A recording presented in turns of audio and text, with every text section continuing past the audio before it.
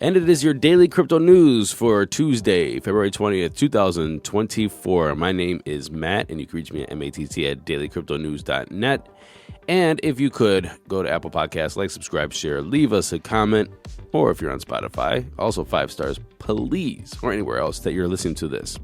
First thing I have to say is I was looking at the news this morning, and I was on CoinDesk, and CoinDesk had 2 articles right next to each other. The headlines are, Bitcoin's stall at 52K may foreshadow imminent pullback before higher prices. The second headline right under it is 2 reasons Bitcoin could challenge a record high of $69,000 before the halving. And so I do want to note that those 2 headlines were written 3 days apart, but they're still very conflicting headlines to make you wonder, what the hell should I do? If you are thinking of doing anything. Now, from this point on, obviously, none of this is financial advice. This is just Matt on a podcast talking some shit. So I got an email from a listener yesterday, Kyle, and Kyle said, "Hey, Matt, longtime listener, since the Decrypt days." Thank you very much, Kyle, for sticking with me since the Decrypt days. And not to boost your ego too much. No, please, go ahead, go on. But getting rid of you made me resent them, and I think they lost one of their best assets. Well, I couldn't agree more. But just to clarify some things with that, I left Decrypt. And the reason why I left Decrypt is because the editor-in-chief was changing all kinds of things. Remember, it was Decrypt, and then it turned into GM, and they did that stupid intro. GM, I absolutely couldn't stand it. And then they had the conversations that kind of like waffled on with like interviews with people for an hour and a half, and I just couldn't stand the changes that was being made, and I was like, I gotta go. And to be perfectly honest, maybe the editor-in-chief was trying to force me out. The writing was on the wall. I really had no input anymore about how the show was being made because the editor-in-chief was, micromanaging, and so, I just left. Anyway, I still have a good relationship with Decrypt. I like the Decrypt guys. I really like the CEO, and I still love their articles. Most of my articles I use is still from Decrypt for this show. So anyway, things happen, things change. I left Decrypt, just to let you guys know. I didn't get fired, but things change. I couldn't stand GM. GM, oh my God. If you guys remember that, send me an email and just tell me how much you hated that damn intro. I couldn't stand it. I couldn't stand it. And when they told me to get rid of Here Comes the Money, I just was like, what are you guys doing? Anyway, Kyle continues to say, I'm glad that I dollar cost averaged when SOL was around $25 for a few months. I get nervous at what price I'm going to sell, though. I'm thinking of selling by dollar cost averaging 5 to 10% at a time, a week or 2. Any recommendation when it comes to liquidating? Let me know your thoughts on air or via email. Thanks, buddy. Kyle. And so first I want to say, this is not financial advice, but selling something is very personal. It's what do you need it for? Do you need the cash now? Do you need it later? Can you wait? Can you risk it all going to zero, right?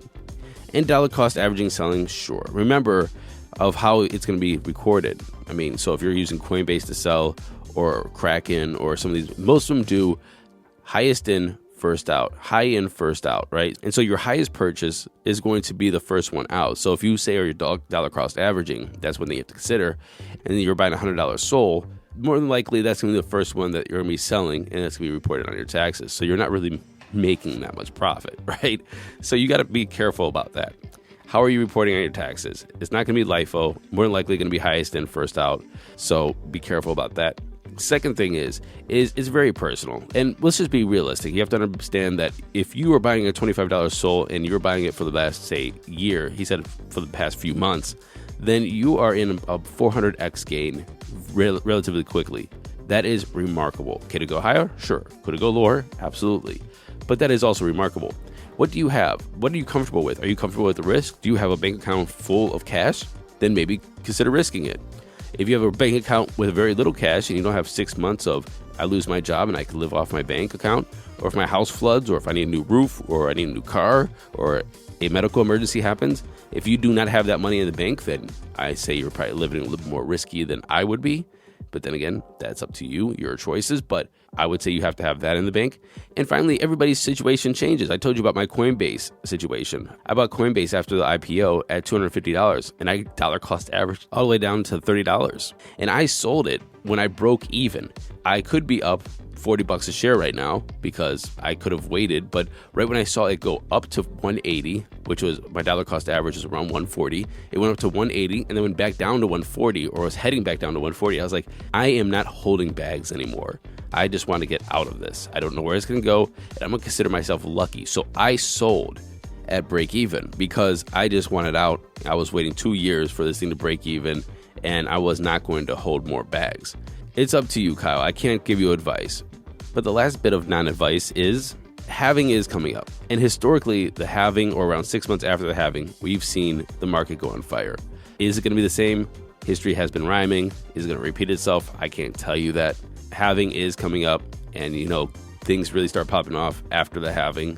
It historically has been that way, but nothing's guaranteed in the future. That's why it's all up to you. You have to look at yourself and go, am I comfortable with my profits? And the thing is, if you wait another $100 rise and it still goes to 200, are you comfortable there, or are you going to get greedy? I know many people that bought low, tried to sell high, got greedy, thought it was going to go up more, and then when it just started going down, they said, no, it's going to go back up, and they held it all the way to the bottom. This is a mental game. So I can't tell you how to control your own greed, your own desires, what's in your bank account, what your risk tolerance is.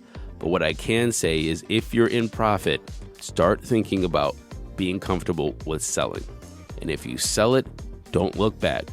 Find a new entry to a new coin, to the same coin if you want to get back in. But if you're in profit, make sure you understand that you won. Don't have FOMO because it went up after you sold. Just know that that sell fits into your bigger life plan perfectly as you want it. Sorry, Kyle. Can't tell you what to do.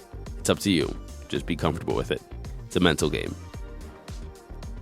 And now, after the longest intro ever, a UK minister has signed a fresh commitment to introduce stablecoin and other crypto-related regulation to the UK. The Economic Secretary to the Treasury, Bim Afellamy, said that we are very clear that we want to get these things done as soon as possible. And I think over the next 6 months, those things are doable. In October of 2023, the Bank of England and the Financial Conduct Authority announced broad plans for overseeing the crypto sector in a coordinated fashion. Affelamy's statement suggests that the United Kingdom is marching ahead to bring crypto regulation in this election year. The governing Conservatives are behind in the polls to the Labour Party and could be under pressure to gain political mileage by passing specific legislation. Decrypt and Rug Radio. They're establishing a decentralized media system. As you guys know, they merged a while back and they're trying to roll out their new plans. So Decrypt and Rug Radio are excited to announce their plans to build the world's largest decentralized media network. And there's a lot of bullet points here, so let's read through some of them. They're talking about infrastructure development, and they're going to establish a foundational pillar of their decentralized network.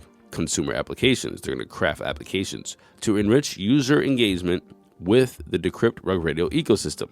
And they're going to have creator products, and they're going to develop comprehensive tools and resources to bolster creators' content, production, and monetization capabilities. To further empower creators, this is going to be the interesting part for me, they're introducing content production and reach tools.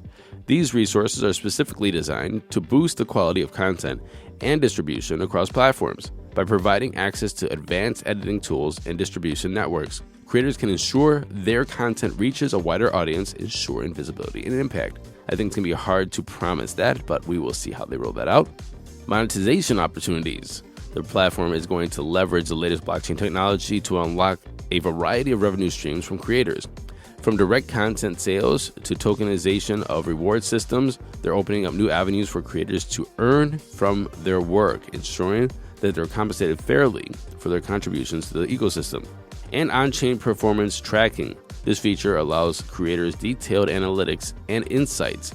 With access to real-time data on how their content performs, creators can make informed decisions to refine their strategies, optimize engagement, and maximize their content's success. That is exactly what they're rolling out.